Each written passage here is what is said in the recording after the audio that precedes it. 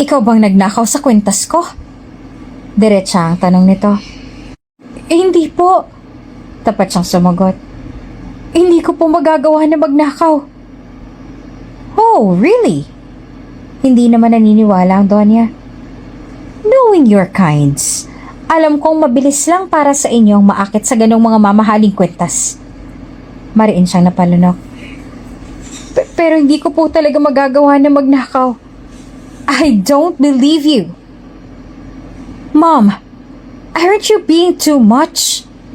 Saway naman ni Rain sa madrasta. I'm sure hindi si Fina ang nagnakaw ng kwentas ninyo. Hindi niyo magagawa ang bagay na yon. Pinagtatanggol mo lang siya ngayon dahil hindi mo pa siya kilala. Hindi ako maaaring magkamali. I'm sure na siyang nagnakaw ng kwentas ko. Pinalapit ni Donya Ami ang mga bodyguard nito na agad namang lumapit sa kanya. Kapkapan niyo ang babae na yan at hanapin niyo sa mga gamit niyang kwentas ko. Sinubukan ni Ray na pigilan ng mga bodyguard ng madrasa nito na kinapkapan siya at hinahagod ang kanyang katawan, subalit pinigilan nito ng madrasa at ama nito. Maluha-luha si Fina habang patuloy sa pagkapa ang mga bodyguard sa kanya. Hanggang sa may isang bodyguard na nagsalita. Madam Ami! Tumakbong bodyguard palapit sa kanila. Nahanap ko na po ang kwentas niyo. Sabay abot ng kwentas kay Donya Ami. Saan mo nahanap to? Tanong ng Donya. Tumingin kay Fina ang bodyguard at binalik din agad ang tingin sa Donya bago mariing lumunok. Ang kwentas po na yan ay nahanap ko sa mga gamit ni Miss Fina.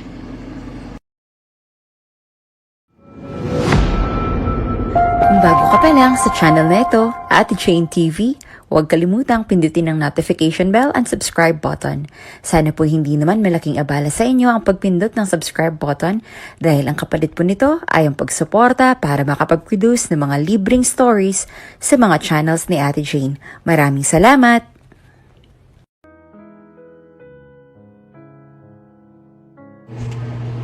At bakit ka na ba namin tatanggapin sa trabaho na ito?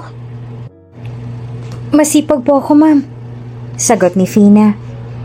Mabilis din po ako matuto kaya hindi po kayo magsisisi kung tatanggapin niyo ako sa trabaho. Sandali namang napaisip ang ginang dahil sa sinabi niya. Pinasadahan din siya nito ng tingin na para bang may paghihinala kung bakit nag-a-apply siya bilang kasambahay. Hindi rin kasi maitatanggi na maganda talaga si Fina mula ulo hanggang paa. Na para bang galing sa isang mayaman na pamilya. O kaya naman ay galing sa mga royalties. Kailangan namin ngayon ng karagdagang kasambahay dahil may umalis kaya ngayong araw din mismo ay makakapagsimula ka na sa trabaho mo dito. Saad ng babae na dahilan ng paglapad ng ngiti ni Fina. Ayusin mo lang ang trabaho mo dahil ang pinakaayaw ng magiging amo mo ay yung laging palpak sa trabaho nila. Tumango naman si Fina. Naiintindihan ko po, ma'am. Gagawin ko po na maayos ang trabaho ko. Masayang sabi ni Fina na hindi siya nabigo sa una niyang pinag-applyan ng trabaho. Hindi niya na kailangan na mag-isip kung ano ang kakainin niya dahil wala siyang pera. O kaya naman kung saan siya titira ngayon na may trabaho na siya. Ang kailangan niya lang gawin ay sundin ng maayos ang pinag-uutos sa kanya para hindi siya matanggal sa trabaho. Kailangan niyang magtagal dito. Kailangan niya rin na makapag-ipon para sa kanilang dalawa ng kapatid niya na sobrang bata pa. Ikaw ba ang bagong kasambahay? Tanong ng isang babae na nakasuot ng uniforme na pang-maid kay Fina habang nag-aayos siya ng mga gamit niya sa cabinet. Oo, ako nga. Nakangiting sagot naman niya sa babae. Lumapit ito sa kanya na para bang namamangha. Wow, tama nga sila. Sobrang ganda mo nga. Para kang artista. Ako nga pala si Cordelia. Kasambahay din ako dito. At ang trabaho ko ay maglinis ng pool at tumulong sa kusina. Ako naman si Fina. Napatigil naman si Fina sa pagsambit ng apelyido niya. Ngumiti rin siya kay Cordelia na naghihintay sa sunod niyang sasabihin. De la Cruz, dugtong niya. Masaya ako makilala ka, Fina. Ako makakasama mo dito sa kwarto na to kaya Sana ay magkasundo tayong dalawa. Dala ko na rin palang magiging uniform mo. Tinanggap ni Fina ang dalawang uniform na inaabot nito at nagpasalamat siya kay Cordelia na sobrang mabait sa kanya. Mabuti na lang kahit unang araw niya pa lang sa trabaho ay mabait na ito sa kanya at may nakasundo na kaagad siya. Marunong ka naman siguro sa mga gawaing bahay, tama? Hindi naman siguro puro ganda lang ang ambag mo dito sa mundo. May pagkamasungit ang matandang babae na nagtanong sa kanya na nagpakilalang si Manang Tess. Tumango naman si Fina. Opo ma'am, marunong po ako sa mga gawaing bahay. Kahit pa ang totoo ay hindi naman talaga siya marunong sa mga ganoong gawain dahil lumaki siya sa isang marangyang pamilya na kung saan ay may mga tao na sumusunod sa mga pinag-uutos niya. May mga tao na sumasamba sa kanya. Ganon pa man ay kailangan niyang magpanggap na marunong siya. Kung ganon ay ayusin mo ang pagpupunas sa hagdan dahil ang pinakaayaw ni Madam Ami ay ang maalikabukan ng mga Chanel niyang sandal. Tumango si Fina at nagsimula na siyang magpuna sa bawat baitang ng hagdan. Mas gusto raw kasi ni Ma'am Annie na pinupunasan talaga isa-isa ang bawat case ng mahabang hagdan dahil ayaw na ayaw daw nito na may dumadapong alikabok sa mga branded nitong heels. Nanakit naman ang likod ni Fina habang siya'y nagpupunas sa hagdan at kahit na naka-aircon naman ang buong mansyon ay tagaktak pa rin ang pawis sa kanyang noo. Madam, dala ko na po ang gusto niyong damit. Bring them to my room. Yan ang gusto kong isuot para sa dinner ko mamaya. Nang sandaling marinig ni Fina ang pag-uusap na yon ay nag-angat siya ng tingin. Nakita niya isang babae na nakasuot ng mga mamahalin at branded na damit at mga alahas na alam ni Fina na hindi biro ang halaga. Kasunod ng babae ay isa pang babae na nakasuot naman ng pang-corporate at sa tingin niya ay assistant naman ito ng babae. Nang bumaling ang tingin ng mayaman na donya sa kanya, ay bagya itong natigil at tumaas din ng isang kilay na para pang hindi natutuwa sa nakita. Who are you? Ang masungit na tanong ng donya sa kanya. Fina po, ma'am. Kinakabahan naman na sagot ni Fina. It's Madam. Pagtatama sa kanya ng donya. Bago ka lang ba? Tumango-tango naman si Fina. Opo, Madam. Hinagod siya nito ng tingin mula ulo hanggang paa na para bang hinuhusgahan ang buo niyang pagkatao. Pathetic. Wika nito habang nanliliit naman ang tingin na hindi inaalis sa kanya. Hindi ba tinuro sa'yo ng pagpasok sa'yo dito sa trabaho na to? Kung ano ang kailangan mong gawin bilang paggalang sa akin? Nagtataka man ay marahan na umiling si Fina. Hindi po, Madam. Jaya, ipakita mo sa kanya kung ano ang dapat niyang gawin. Utos ng donya. Kaagad naman na tumalima ang assistant ng donya na si Jaya. Naglabas ito ng wipes mula sa bulsa. Lumuhod sa harap ng donya at nagsimula ng punasan ang kaliwang sandals na to. Habang ginagawa yun ni Jaya ay nakataas ang isang kilay ng donya at nakangiti pa na para bang tuwang-tuwa sa pinapagawa. Nakita mo na, babae? Tanong ng donya sa kanya. Ganyan ang kailangan mong gawin dahil kung hindi mo yung gagawin, ay hahalik ka sa paa ko. Mariin na napalunok si Fina nang maiabot sa kanya si Jaya na pamunas. May pag-aalangan na tinanggap niya iyon at muling tiningala ang mukha ng donya na nakataas ang kilay sa kanya. Dahan-dahan ay lumapit siya sa paa ng donya. Halos manginig ang kamay niya ngunit pinaaalahanan niya ang kanyang sarili na kailangan niyang gawin ito para magtagal siya sa kanyang trabaho. Pinunasan ni Fina ang paa ng donya na para bang hindi na natuwa dahil sinipa pa nito ang kamay niya.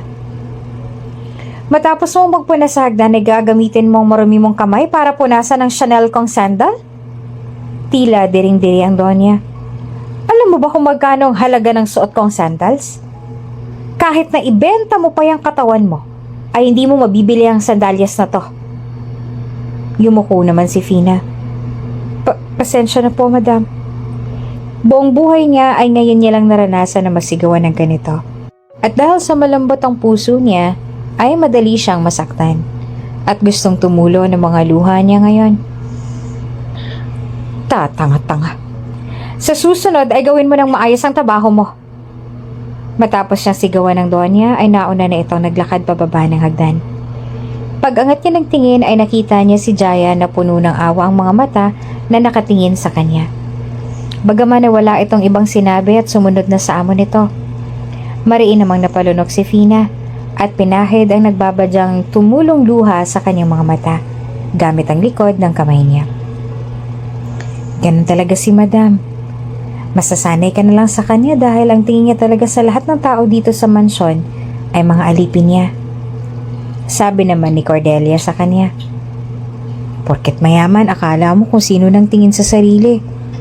Kung hindi rin naman naging asawa ni Don Lucien, naku, hindi naman magiging ganito kayaman pero dahil nga sa alipin niya lang tayo, kailangan nating pagpasensyahan siya at kailangan natin na sundin ang anumang mga pinag-uutos niya.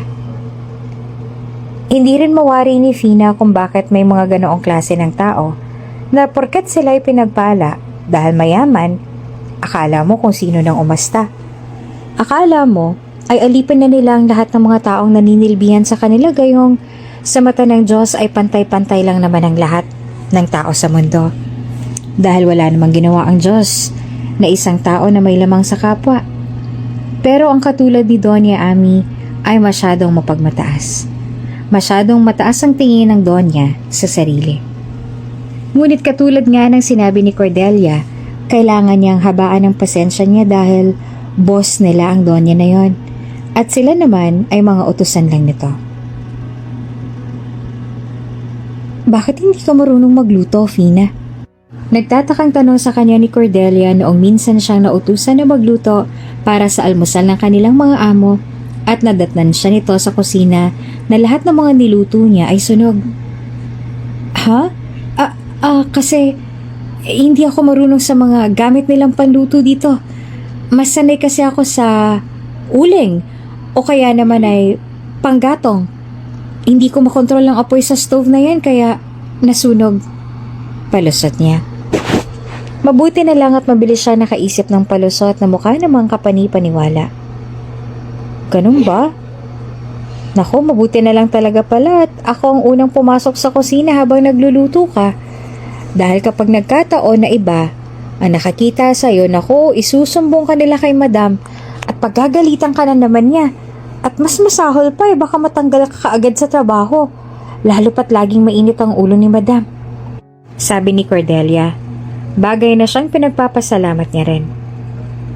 Halika, at tutulungan na lang kita na magluto. At tuturuan na lang kita sa paggamit ng mga kagamitan dito sa kusina.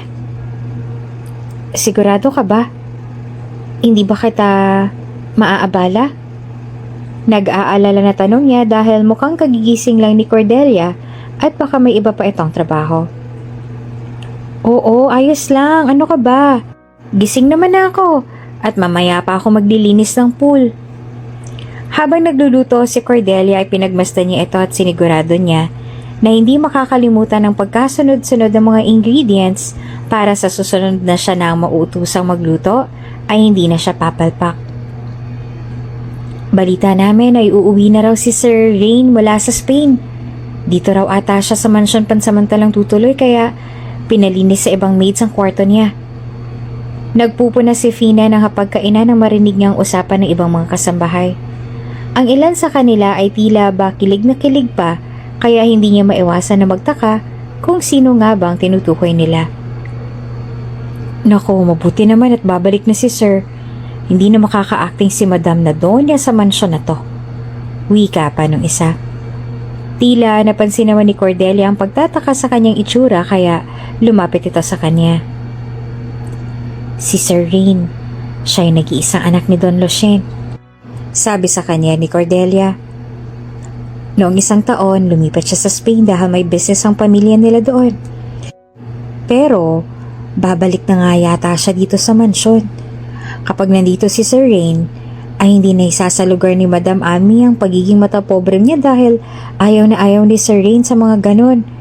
Kaya ang tingin naming lahat kay Sir Rain ay hero namin siya.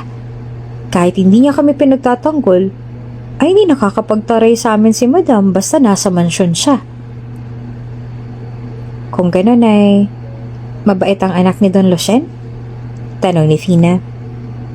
Oo, para sa amin ay mabait naman siya. Pero si Sir Rain kasi ang tipo ng tao na hindi pala salita. Para bang kapag kaharap mo siya ay mag-isa ka lang dahil para bang hindi ka niya nakikita.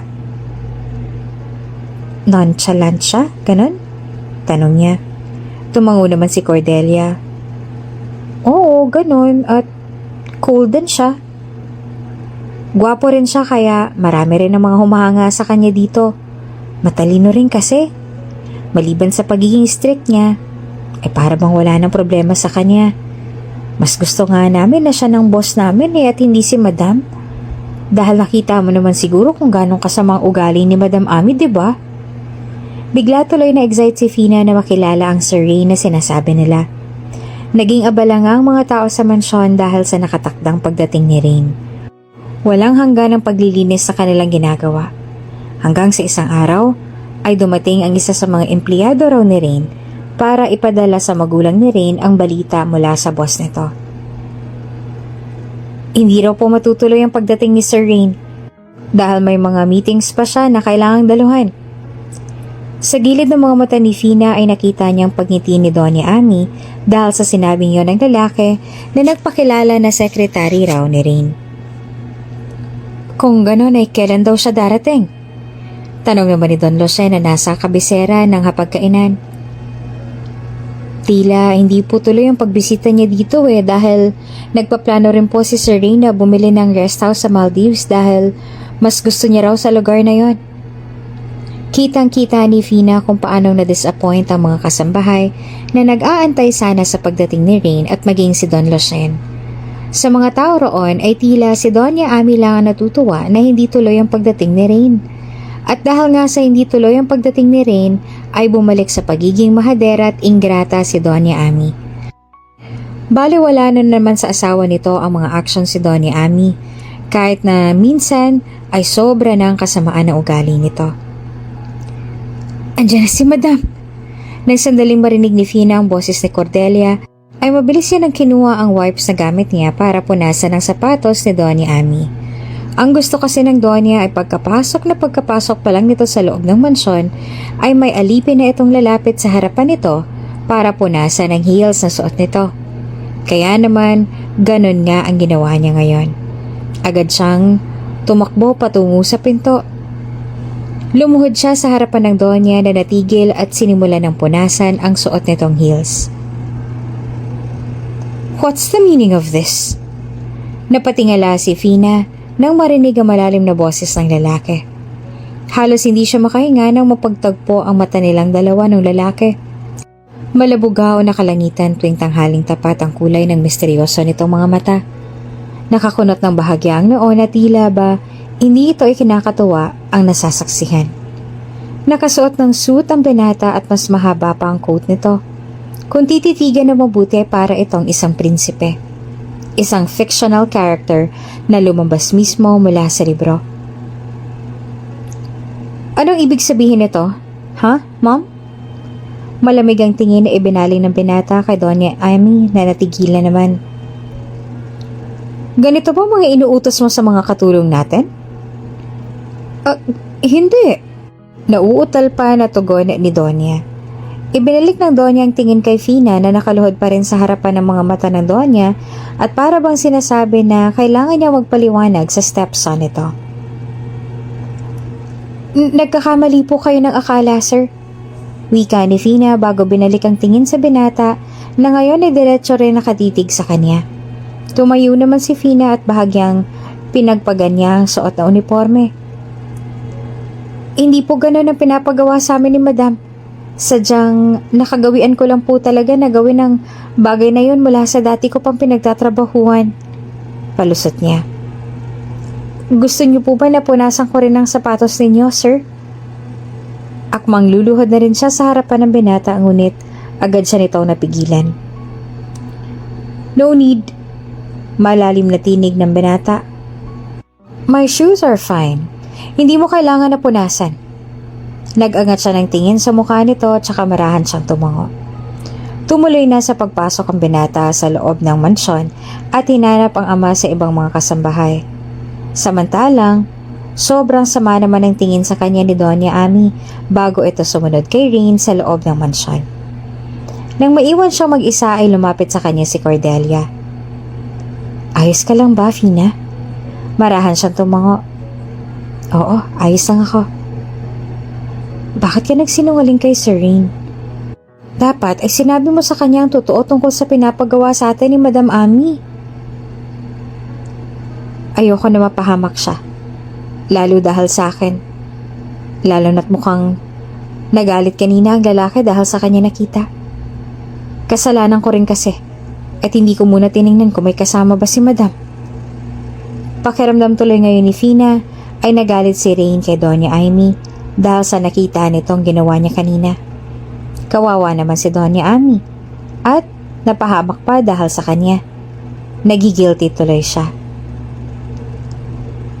"Ano ka ba, Fina? Dapat lang yun sa kanya dahil masyado siyang mapagmataas. Pero sobrang gwapo ni Sir Rain, ano? Para siyang isang tunay na prinsipe." Kinikilig na sabi ni Cordelia. Oo nga, no? Akala ko nga isa siyang artista kanina. Pero, hindi ba sabi ng sekretarya niya hindi matutuloy ang pagdating niya? Siguro nagbagong isip niya. Ewan ko, hindi ko rin sure kung anong dahilan. Pero mabuti at natuloy ang pagdating niya. Halos lahat ng mga kasambahay nila ay kilig na kilig sa pagdating ni Rain at ang iba naman ay sobrang kampante pa na hindi sila mapapagalitan ni Doña Ami ngayon na nandito na ang stepson nito. "Andito na po ang ulam, sir," sabi ni Fina na siya namang may dala na isang potahe at unang lumapit sa dining table kung saan sabay-sabay na kumakain ang pamilya. "Ilagay mo na lang dyan, Fina," sabi ni Don Roshen. Habang inilalagay ni Fina ang ulam, ay hindi sinasadya na napatingin siya kay Rain na nung madama ang titig ay bigla namang bumaling sa kanya. Naggulat tuloy si Fina at hindi sinasadya na bigla niyang mabitawan ang hawak niya. Dahilan para matapon ang sabaw sa kamay niya. Mabuti na nga lang at halos isang dangkal na lang ang layo niya sa mangkok sa mesa kaya hindi lahat ng sabaw ay natapon.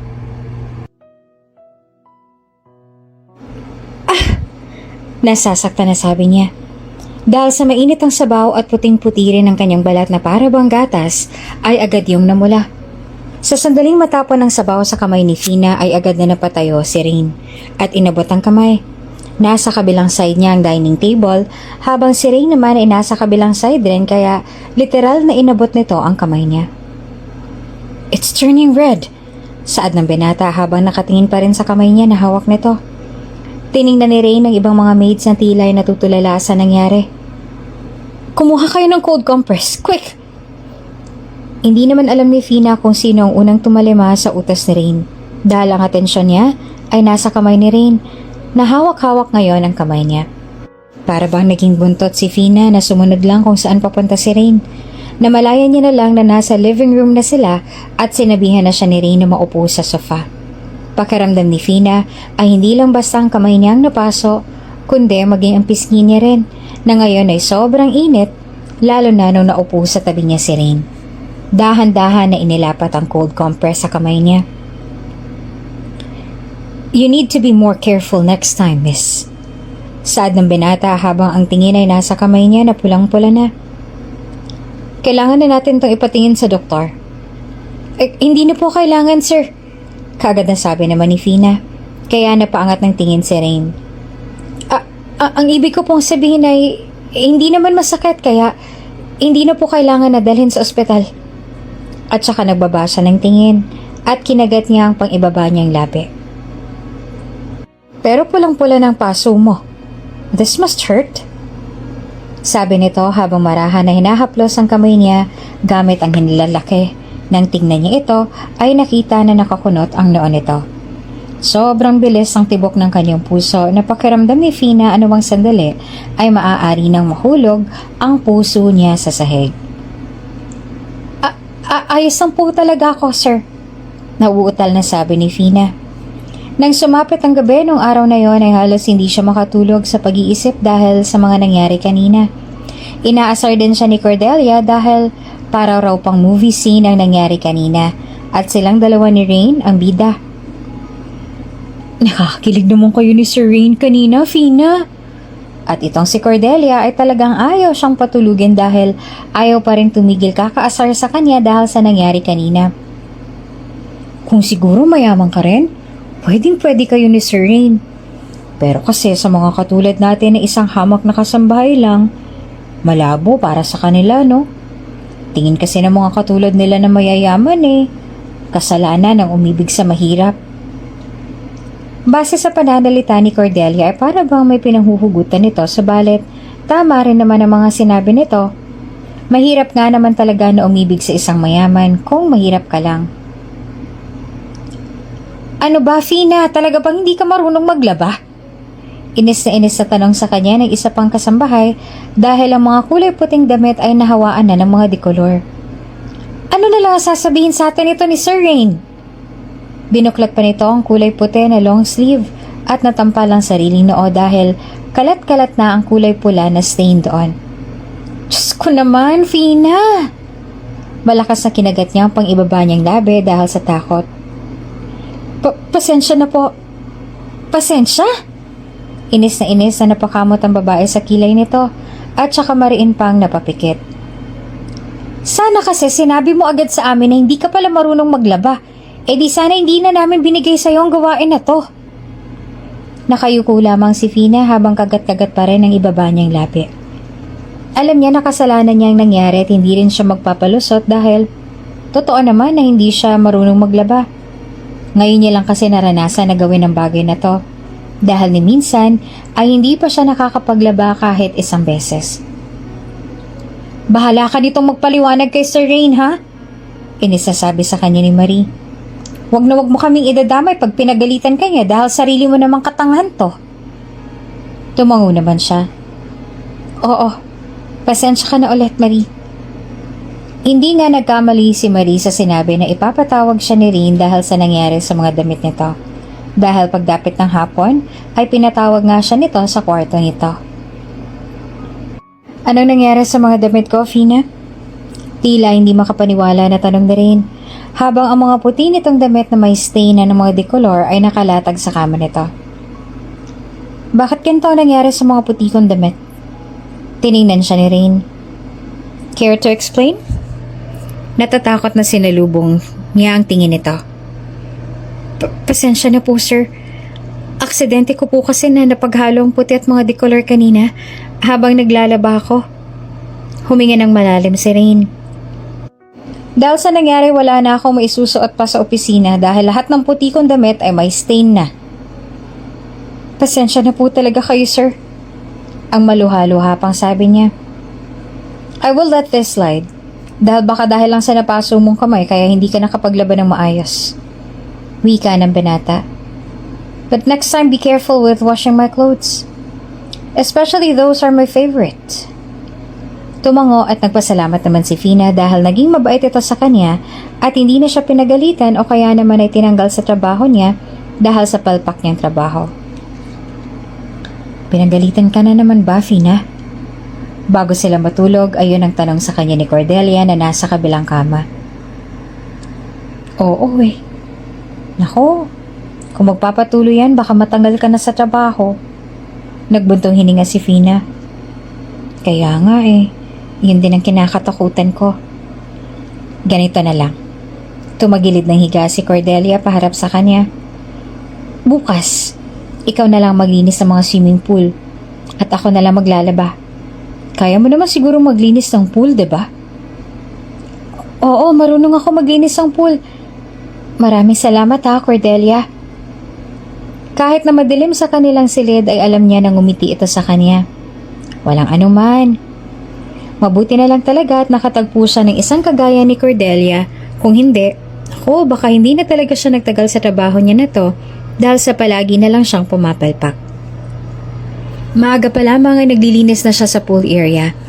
4 ang pool na kailangan na linisan, 2 sa baba at meron pang nasa taas. Masyado kasing malaki at maganda ang mansyon na kung tutuusin ay para bang isang hotel sa ganda. Good morning, Fina. Kakatapos lang ni Fina na maglinis ng pool at nakaluhod siya ngayon para makita kung gaanong kalinaw ang pool na nilinis niya. Nang sandaling marinig niya ang malalim na boses ni Rain na bumati sa kanya, ay agad na nag-angat siya ng tingin at bumilis din ang tibok ng kanyang puso nang makita niya ito. Good morning po, sir. Nauutal niyang bati sa binata at ngumiti naman ito sa kanya ng bahagya at saka naglakad palapit. May tuwalyang nakasampay sa balikat nito kaya sa isip niya ay baka gusto nitong mag-swimming. Malinis na bang tubig? Tumango siya. Opo, sir. Bumaling ito sa kanya. Kung gano'n ay maaari na ba akong lumangoy? Tumango pa ulit si Fina. Opo, sir. Tumayo na si Fina nang maglakad si Rain papalapit sa lounge. Pinagmasdan niya ito at mariin siyang napalunok nang hubarin nito ang suot na polo. Ngayon ay swimwear short na lang ang suot nito at kitang-kita niya kung gaanong kaganda ang katawan nito. Meron itong mga abs na halatang batak sa gym. Hindi over ang mga muscles nito sa katawan at sapat lang yon para masabi na mala-adonis ang katawan nito. At para kay Fina, mas maganda sa lalaki na hindi ganun ka-over ang muscle sa katawan. So far, si Rain pa lang ang nakikitaan niya ng ganitong kagandang katawan. Nang tumalo ng binata sa pool ay napasinghap siya. Pinagmasdan niya ito na lumangoy na para bang isa itong professional swimmer at mas lalo lang siyang humanga sa binata. Bago pa man siya mahuli ng binata na nakatitig siya dito, ay nagpa siya na si Fina na ituloy ng paglilinis sa kabilang pool.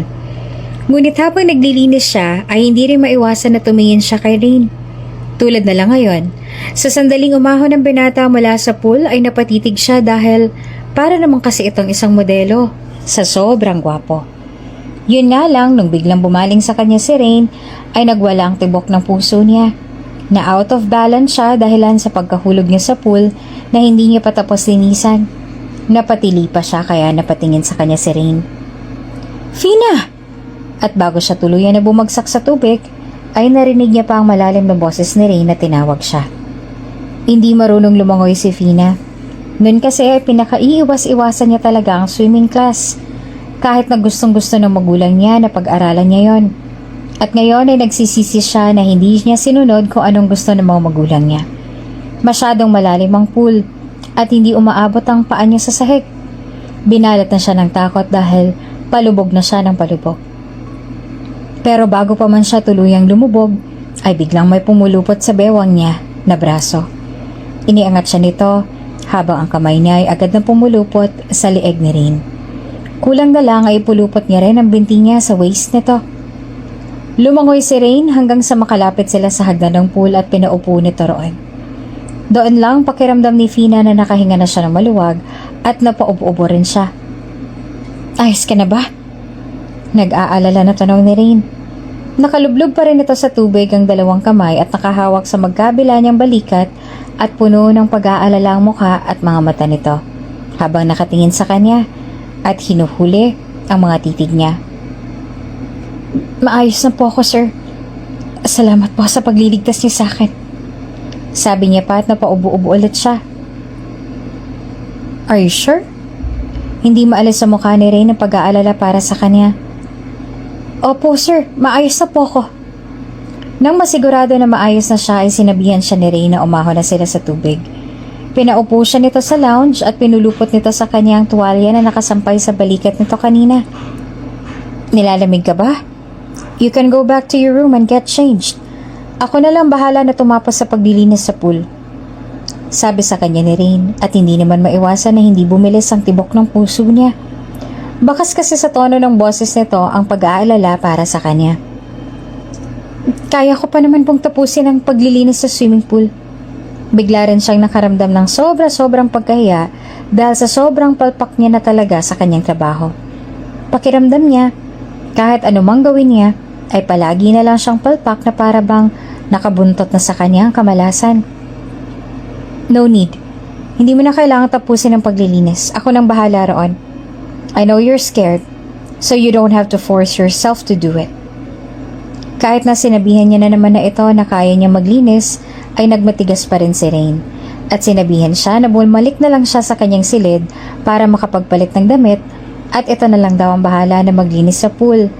At dahil nga sa yun ang utos sa kanya ng boss niya, ay wala siyang ibang nagawa kundi ang sundin na lang ito. Lingid sa kaalaman nila, pareho ni Rain ay may nakamasid pala sa kanilang dalawa at hindi ito natutuwa sa nakikita. Fina! Nasa labas pa lang ng pinto ng kwarto nila ay narinig na ni Fina ang boses ni Cordelia na para bang takot na takot. Bumukas ang pinto at pumasok sa loob si Cordelia na puno ng takot at pag-aalala mukha. Fina! Bakit si Sir Rain ang naglilinis ng pool? Nagalit ba siya sa'yo? Pumalpak ka na naman ba sa trabaho mo? Nahihiya na napakamot si Fina sa kanyang ulo. Nadulas kasi ako kanina tapos muntik akong malunod kaya ang sabi niya ay siya na lang ang maglilinis. Paliwanag niya na dahilan para malaglag ang panga ni Cordelia dahil sa labis sa pagkabigla. Anong ibig mong sabihin? So pumalpak ka nga ulit. Nagalit ba siya sa'yo? Marahan siyang umiling. Sa tingin ko hindi naman. Ay, mabuti naman kung ganun. Tila nakahinga naman ito ng maluwag. Ang akala ko pa naman ay pinagalitan ka niya. Kaya tuloy siya naglilinis ngayon sa pool. Mabuti na lang at hindi naman pala siya nagalit. Pero, ilang sandali pang napaisip si Cordelia. Bakit kaya parang sobrang bait sa'yo ni Sir Rain, no? Hindi naman siya ganyan sa amin noon. Ha? Alam mo, si Sir Rain ang tipo ng tao na wala rin pakaalam sa amin. Ayaw na ayaw niya na pinapagalitan at inuutos-utusan kami ni Madam Ami. Pero ang tulungan niya kami tulad ng kung paano kanya tinutulungan ngayon, naku ni minsan hindi pa niya ginawa sa amin yan noon kaya nakakapagtaka tuloy ang naging kilos niya ngayon. Sa katunayan ay hindi lang naman si Cordelia ang nagtataka kung bakit ba parang sobrang bait sa kanya ni Rain. Maging si Fina ay nagtataka rin subalit sinabi niya lang kay Cordelia na baka mabait lang talaga si Rain kaya ganon. Saan ka pupunta para sa day off, Fina? Tanong sa kanya ni Cordelia habang nag-aayos siya ng kanyang mga gamit dahil bukas ay day off niya na. 3 araw ang magiging day off niya dahil mas pinili niya na tuloy-tuloy ang trabaho niya sa loob ng 1 buwan kaya 3 days and 1 night ang magiging day off niya.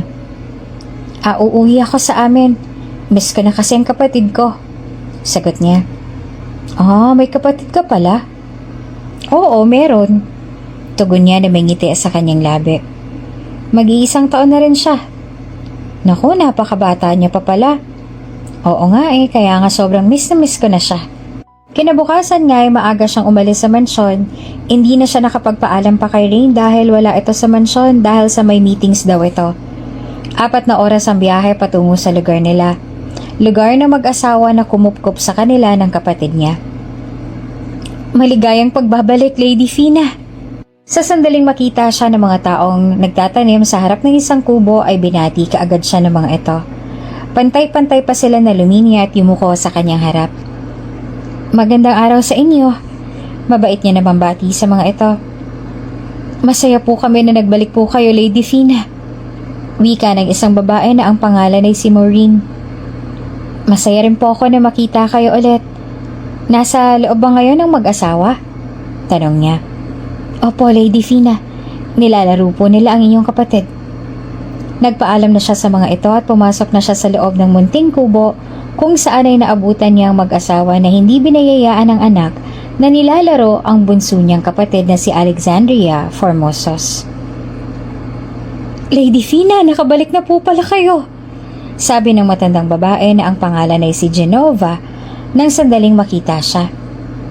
Lady Fina, hindi po namin alam na darating po pala kayo ngayong araw. Wika naman ang asawa ni Manang Genova na si Ferdinand. Ngumiti si Fina sa mga ito at saka magalang siyang nagmano. Gusto ko po kayong sorpresahin.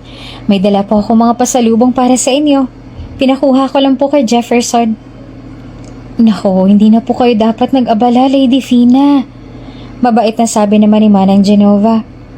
No, it's a gift. Nakangiti na sabi niya bago lumapit sa crib kung nasaan ang kapatid niya na nung sandaling masilayan siya ay agad na gumuhit ang matamis na ngiti sa mapula nitong mga labi. Hi, baby girl! Namiss ka ni ate. How are you na? Yumuko siya para buhatin ng kapatid na masayang napatili dahil sa kanya. Kahit na sobrang bata pa nitong kapatid niya ay kapansin-pansin na sobrang close nito sa kanya. Nasa Italy pa lang kasi sila ay siya nang nag-aalaga dito. Palagi rin kasing busy ang mga magulang nila sa trabaho noon kaya naman mula nang isilang sa Alexandria ay siya nang nag-alaga dito. Hindi na po siya iyakin tulad ng dati, Lady Fina. Tila nasanay na rin po siya, sabi sa kanya ni Manang Genova. Nako, mabuti naman po kung ganun. Hindi na kayo nahihirapan sa pag-aalaga sa kanya. Sagot naman ni Fina habang nilalaro ang cute na cute niyang kapatid. Ang cute niya. Isang buwan ko na lang siyang hindi nakita at nakasama. Sobrang laki na agad ng pinagbago niya, oh. Pakiramdam ko tuloy, isang taon ko na siyang hindi nakita at nakakasama. Nako, malakas pa din po kasing dumede yan kaya mabilis siyang tumaba. Hindi naman maalas ang ngiti sa labi ni Fina habang nakatingin siya sa kanyang cute na bunsong kapatid. Sobrang miss na miss niya na ito at mahirap para sa kanya na iwan ito. Sa totoo nga niyan, ay kahit konting sandali ay ayaw niya namang malayo sa kapatid dahil sa palagi siyang nag-aalala para dito. Ngunit sa buhay na meron sila ngayon ay kailangan dahil hindi na sila singyaman tulad ng dati.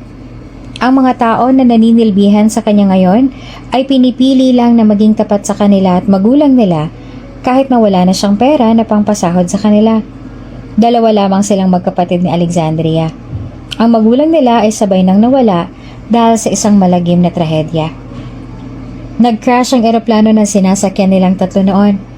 Ang magulang niya ay hindi nagawa na makasurvive pero siya ay nagawa niya makaligtas dahil nakatalon siya mula sa plane na may suot na parachute.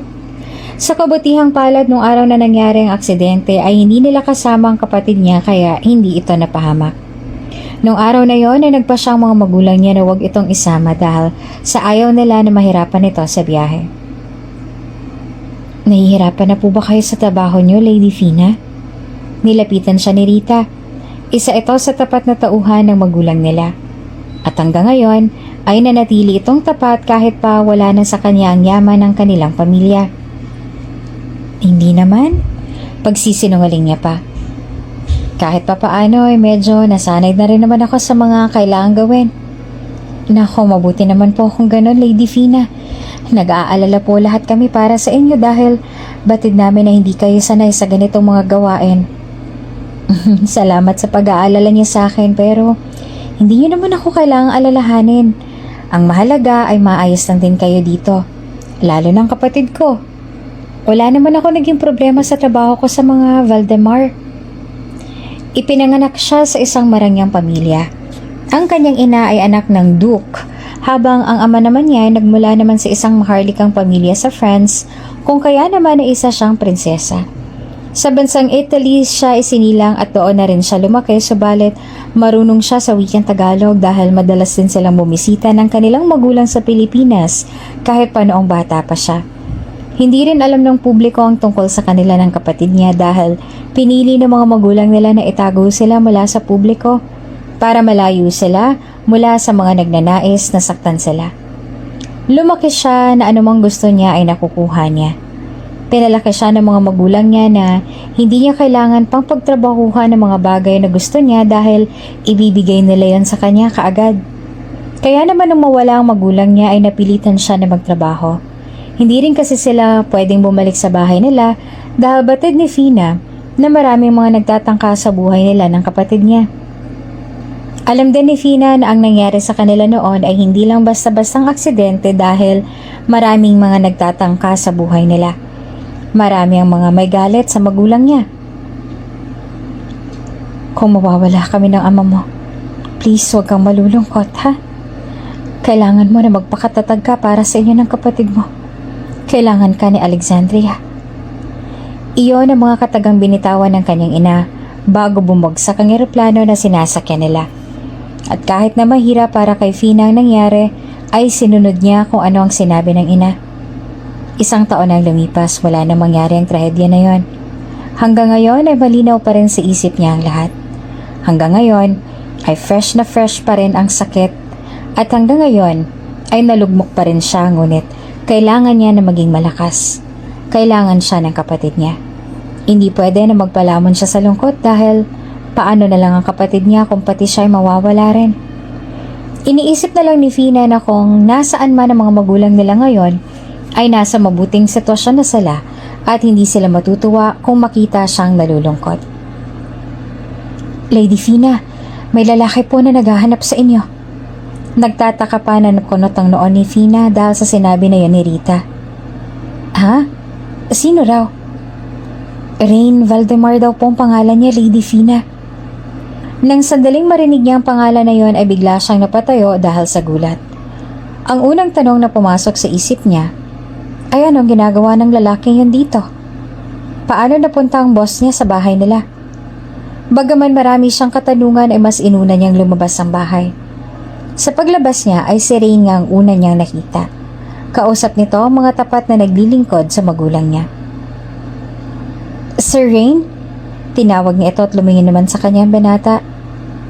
Ano pong ginagawa niyo dito, sir? Habang naglakad siya palapit. You've been gone for almost 2 days now. I was worried. Akala ko'y tinanggal ka na ni Mom sa trabaho mo.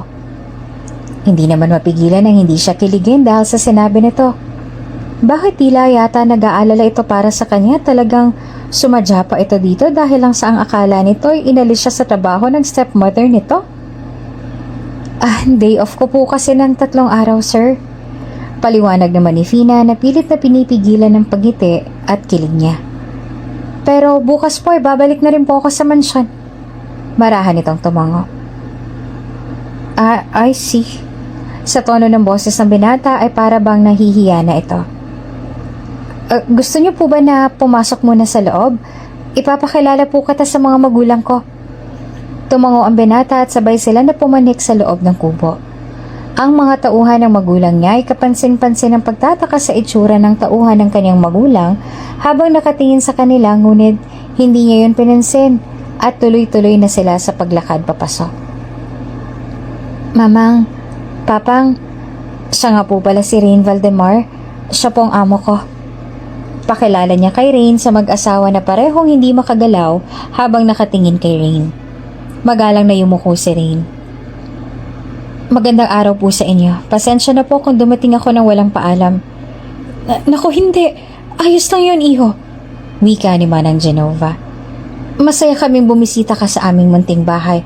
Pasensya na kung maliit lamang ang aming tahanan, ha? No, it's okay. Wala po kayong dapat ihingi ng pasensya sa akin. Magalang na sabit naman ni Rain at hindi maiwasan na hindi siya mamangha. Ibang-iba kasi talaga ang ugali ni Rain kaysa sa mga kasamahan nito sa mansyon na puro mayayabang. Lalong-lalo na ang stepmother nito. Kahit naubod ng yaman ay mabait at mapagkumbaba pa rin ito. Lumapit si Fina sa crib ng kapatid niya at binuhat niya ito. Bumalik ulit siya sa tabi ni Rain na nakatingin sa kanilang dalawa.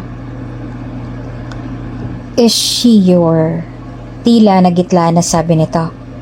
Ngumiti at tumango si Fina na dahilan para mas lalong magulat at magtaka si Rain. Your daughter? Nagtataka na sambit nito. Mahina naman siyang natawa. Naku, hindi po. Siya pong bunso kong kapatid. Oh, ang naisatinig nito. Sandria, siya ang boss ko. Pagpapakilala niya kay Rain sa kapatid na ngumiti naman. Dahan-dahang gumuhit ang ngiti sa labi ni Rain. Hi, Sandria. Mababa ang boses ni Rain na sobrang lambing noon ay napakagikik pa si Sandria sabay palakpak ng kamay. Si Sandria ang tipo ng bata na mahirap na makaklose ang ibang tao dahil sa madali itong umiyak at ayaw nito na may ibang taong nakikipaglaro dito. Subalit pagdating kay Rain ay tila ba nakuha agad ni Rain ang loob ni Sandria. Gusto pa nga ni Sandria na magpakagraga kay Rain na pinagbigyan naman ni Rain. Panay ang hagik katawan ni Sandria kapag nilalaro ito ni Rain ng peekaboo. At habang nakatingin si Fina sa dalawa ay sobrang bilis ang tibok ng puso niya. Dahil nga sa bukas ng umaga ay kailangan niya na rin na bumalik sa mansyon, nagpa siya si Fina na sumabay na lang siya kay Rain pabalik sa mansyon. Sa loob ng sasakyan ay dama ni Fina ang pagnakaw ng sulyap sa kanya ni Rain. Para bang may gusto itong sabihin sa kanya pero hindi lang ito masabi-sabi sa kanya. Dahil doon ay mas lalo namang bumilis ang tibok ng puso ni Fina. Ngayon niya lang din napagtanto kung gaano ka-awkward na sobrang lapit nilang dalawa sa isa't isa. They're on the same car. Silang dalawa lang. Sobrang tahimik ng sasakyan na para bang maririnig na rin ito maging ang mabilis na pagtibok ng puso niya.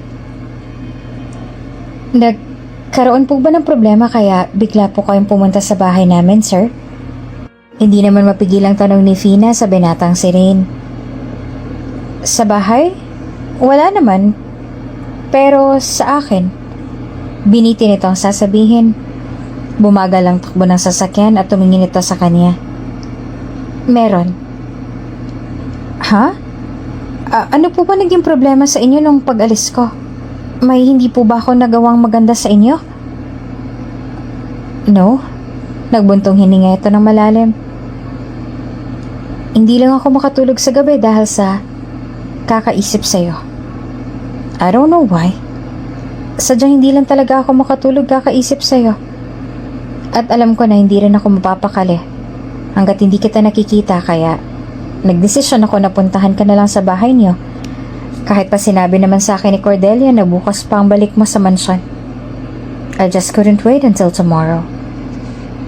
Sa gulat sa sinabi nito ay hindi niya nagawang makagalaw sa kanyang kinauupuan. Hindi rin siya nakasagot dahil hindi niya inaasahan na sasabihin niya ni Rain.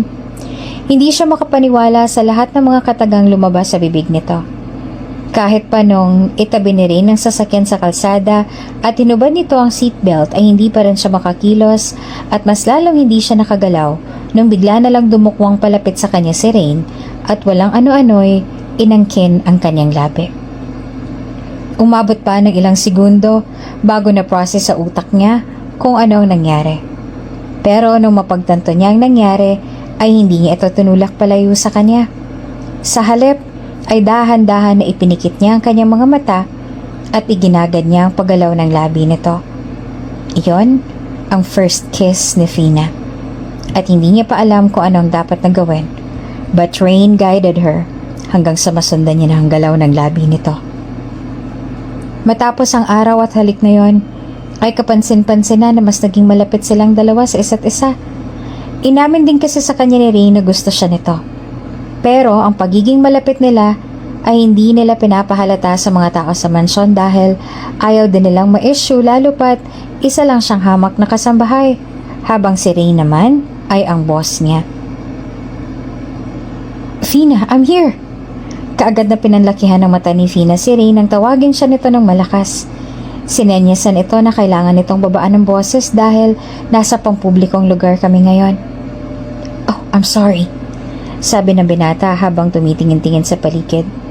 Mabuti na lang at walang ibang mga tao na nakakarinig at nakakita sa kanila maliban sa mga bata na narito. Lumapit si Rain sa kanya at hinintay niya naman siya. Nandito sila ngayon sa isang aquarium park. Ang binata ang nag-aya sa kanya dito kagabi dahil may nakita raw ito sa Instagram na maganda.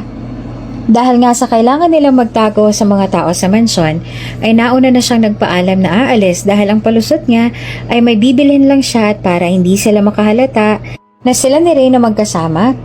30 minutes after nung umalis siya, saka naman umalis si Rain sa mansyon. Kaya ang resulta ay nagantay siya dito ng matagal. Hi, beautiful! Malambing itong bati sa kanya na makalapit. I'm sorry, hindi agad ako nakaalis kanina sa mansyon eh. Nako, ayos lang po yun, sir. I told you should stop calling me sir when we're outside.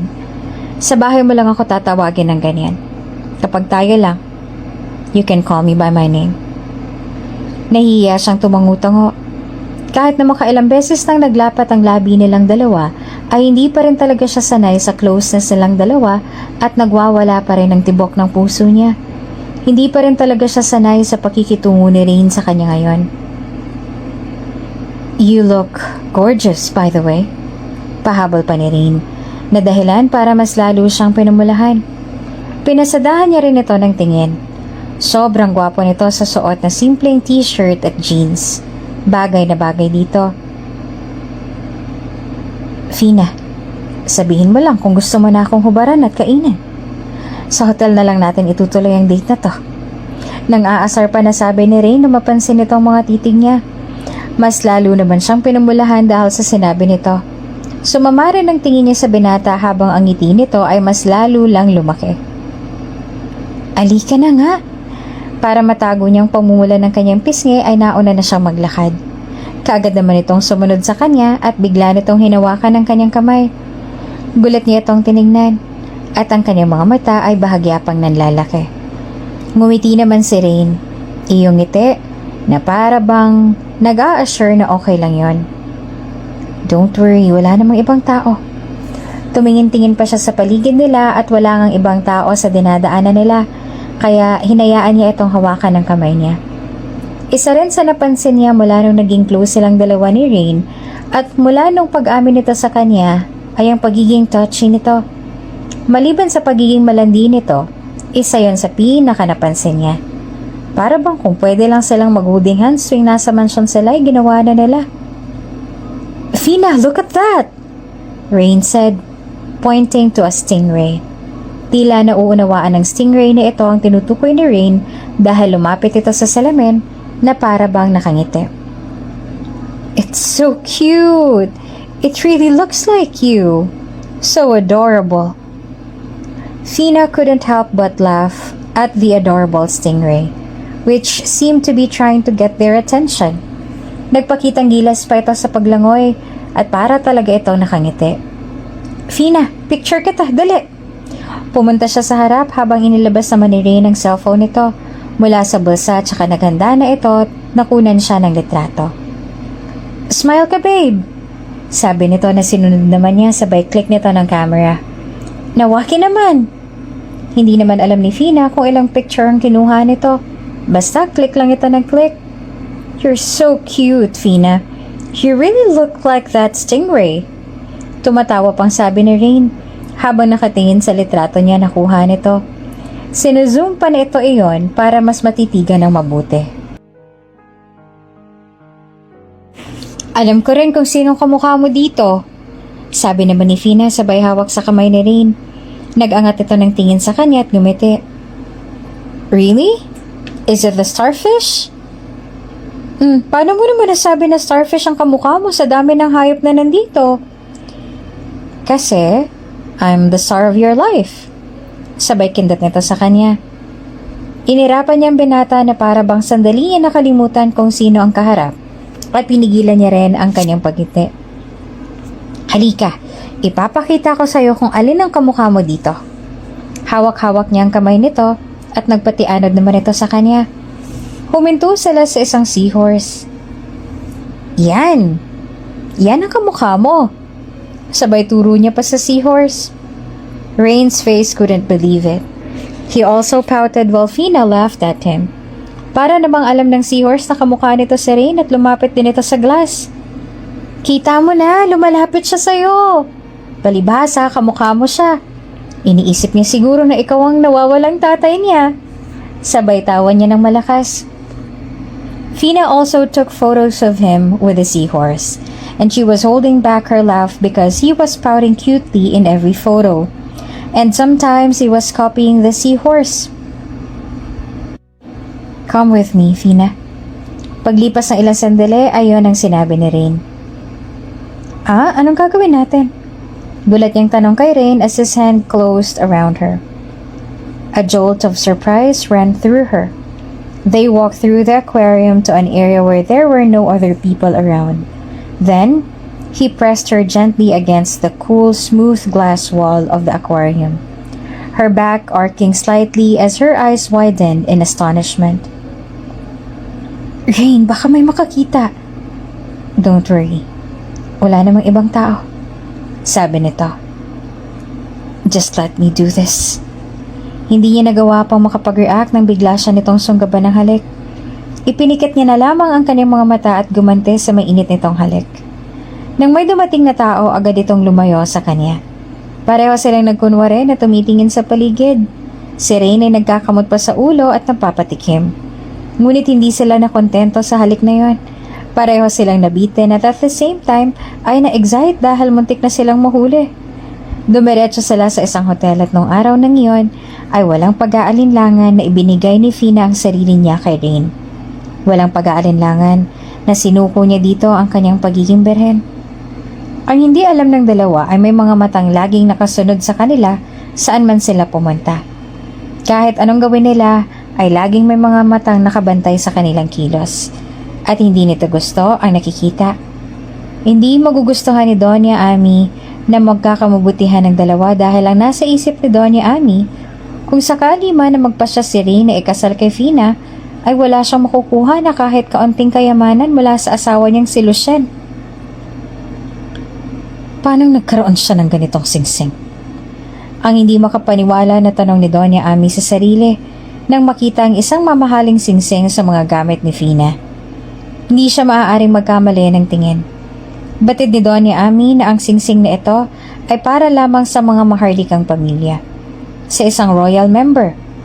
Pero paano ang isang hamak na kasambahay ay nagkaroon ng ganitong klaseng singsing? Ano bang meron sa singsing na yan, madam? Tanong naman ng personal assistant ni Doña Ami na siya namang nakaabang sa pinto ng silid dahil baka may dumating at may makakita sa kanila. Ang singsing na tong isa sa pinakamahal na singsing sa buong mundo. Bilyon-bilyon ang halaga ng singsing na to. Saad ni Doña Ami na nagniningning ang mga mata habang nakatingin sa hawak na ring. Po? Gulat naman na saad ng personal assistant niya. Kung gano'n, paano po nagkaroon ng ganyang kamahal na singsing si Fina? Isa lang naman siyang kasambahay. Iyan nga rin ang pinagtataka ko, sambit ni Doña Ami. Paano ang isang hamak na kasambahay na katulad niya ay nagkaroon ng ganito kamahal na singsing? Na tanging mga prinsesa lamang o di kaya ay mga miyembro ng isang maharlikang pamilya ang maaaring magmay-ari nito. Napalunok ang personal assistant ni Doña Ami dahil sa iniisip. Hindi po kaya isa siyang mayaman at nagpapanggap lang na mahirap? Imposible. Gustong matawa ni Doña Ami sa sinabi ng kanyang assistant. Isa lamang siyang hamak na kasambahay. Isang dukha na kahit kailan na hindi makaka-afford ng ganitong kamahal na singsing. Kaya ang maaaring dahilan lang kung bakit meron siya nito ay ninakaw niya mula sa dati niyang amo. Nang dahil sa iniisip ay napangiti si Doña Ami. Dahil sa kanyang nadiskubre ay mas lalo lang siyang nagkaroon ng dahilan at plano para mawala na sa landas niya ang babaeng iyon. Nang sa ganon ay hindi pa magkaroon ng kasintahan ng stepson niya na maaaring maging dahilan para mawalan siya ng yaman at hindi niya makuha iyon mula sa asawa niya. At ang lahat ng plano na nasa isip niya ay isasagawa niya sa araw mismo ng family reunion sa Valdemar Mansion next week. Sumapit ang araw ng family event at ang lahat sa mansyon ay abala sa pag-aayos dahil sa maraming mga bisita ang darating. Sa ngayon ay napakaganda ng design sa backyard kung saan dito gaganapin ang event. Ayon sa ibang mga kasambahay ay may kamag-anak ng dalawang pamilya ang darating at mga malalapit nilang kaibigan. Sir, ano po bang ginagawa ninyo? Gulat na sabit ni Fina nang biglang hilahin siya ni Rain at dinala sa madilim at tagong lugar na kung saan ay walang masyadong makakapansin sa kanila. Kahit na madilim at hindi niya masyadong maaninag ang mukha ni Rain, ay alam niya na nakangiti ito ngayon sa kanya. Well, I couldn't help but notice how gorgeous you look right now. Malambing na sabi ni Rain, sabay pumulupot ang braso nito sa kanyang bewang. Mahina naman siyang natawa. Talaga? Pero hindi naman ako masyadong nag-ayos ngayong araw. Maybe you just looked so gorgeous naturally. Ang mahaba niyang buhok ay naka-braid na para bang korona at katulad ng ibang mga kasambahay na nakasuot ng mga uniforme na may apron na parang dress ang style, ay ganun din ang suot niya ngunit tulad ng mga sinabi ni Rain, ay angat sa lahat ang ganda niya. Para bang may dala siyang spotlight kaya makaagaw pansin siya. Masyadong malambing si Rain sa kanya ngayong gabing to. Niyayakap siya nito at humahalik pa ito sa balikat niya at inamoy-amoy siya. Hindi niya naman mapigilan ang hindi mapahagikik dahil nakikiliti siya sa ginagawa nito. Ano ba? Nakikiliti ako. Natatawa na sabi niya sa binata. Mababa lamang ang tono ng boses niya dahil ayaw niya naman na may ibang makarinig sa kanila. But I want to be alone with you. Malambing pa rin na bulong sa kanya ni Rain bago pinatakan ng halik ang kanyang balikat. May trabaho pa ako, sir. Nauutal naman na sabi niya. Para bang nangihina ang katawan niya dahil sa ginagawa nito. Yeah, and I have to face them all. Sabay nagbuntong hininga ito na para bang labag sa loob nito ang gagawin. It sucks. Mahina siyang natawa. May time pa naman pamaya pagkatapos ng party, di ba? Right. Pero ayaw pa rin itong lumayo sa kanya. But let me stay like this for 5 minutes. I need to gain strength before facing them all. Bakit ba kailangan mong mag-ipon ng lakas para makaharap sila? Di ba mga pinsan at relatives mo naman sila? Tanong niya pero hinayaan niya pa rin ito na manatili sa ganoong posisyon. Yes, pero for sure kukulitin na naman nila ako tungkol sa pagpapakasal. Napakunot naman ang noon ni Fina habang ang kanyang kamay ay hinahagod ang likod nito. Gusto nila na magpakasal ka? Yes. Para raw ako nang mamahala sa kumpanya ng aking ama. Nagbuntong hininga naman si Rain. It's what my father wants. Kailangan ko munang ikasal bago niya ibigay sa akin ang kumpanya. Mas lalong nalukot ang kanyang noo dahil sa sinabi ni Rain. Hinayaan niya ito na manatili sa ganoong posisyon hanggang sa makapag-ipon na ito ng lakas para makihalubilo sa mga relatives nito. Nang biglang may dumaan na isang waitress kung nasaan sila, ay agad na napalayo si Rain sa kanya. At bumilis naman ang tibok ng puso ni Fina dahil sa nerbiyos na baka'y makita sila nito. Mabuti na lang at hindi naman ito lumingon kung nasaan sila at tuloy-tuloy lang sa paglakad. Sa tingin ko'y kailangan ko nang bumalik sa trabaho ko, sabi ni Fina sa binata na batid niyang nagulat din. Yeah, sagot ni Rain. I'll see you later. Kahit na alam niyang hindi nakikita ni Rain dahil sa madilim kung nasaan sila ay ngumiti siya. Tumingkayad at nagnakaw siya ng mabilis na halik sa pisngi nito. Hindi na siya naghintay sa kung ano mang sasabihin ni Rain dahil sa nahiya siya sa ginawa niya. Umalis kaagad siya sa harapan nito at bumalik na sa trabaho niya. Saan ka galing, Fina? Nagtatakang tanong naman sa kanya ni Cordelia. Ha? Nagbanyo lang ako. Hindi ko kasi talaga natiis eh. Palusot niya. Ako nang bahala dyan. Saka lumapit siya dito at kinuha ang dala. Nagtataka man ay binigay iyon sa kanya ni Cordelia at hinayaan na lang siyang magdala sa table.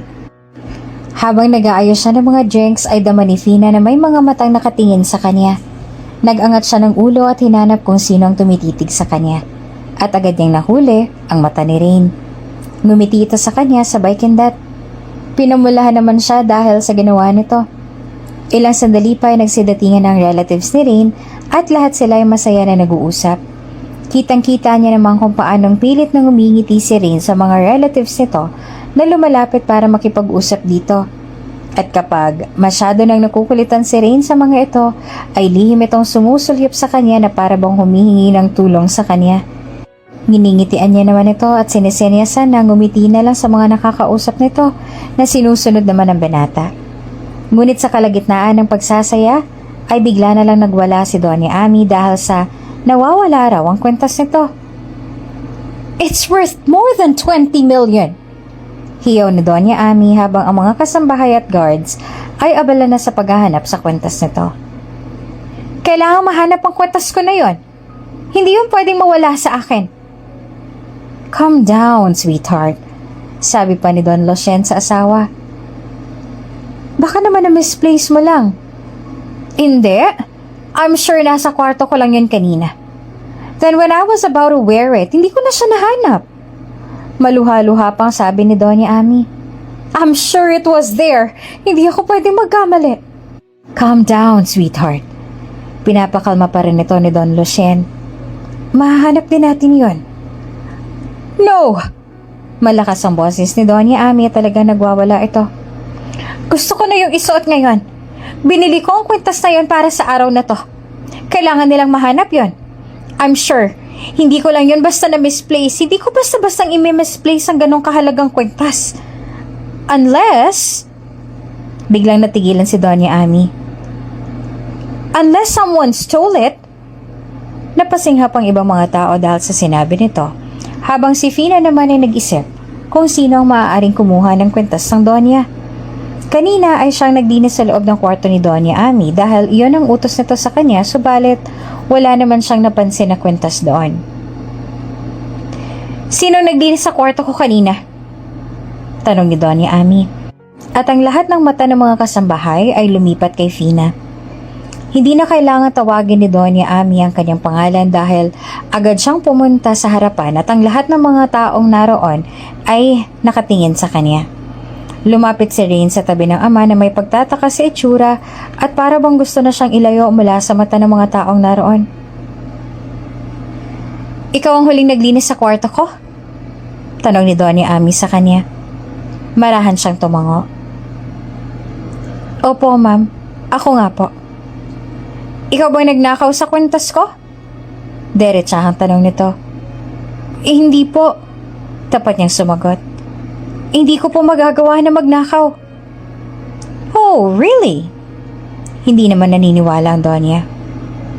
Knowing your kinds, alam kong mabilis lang para sa inyo ang maakit sa ganoong mga mamahaling kwentas.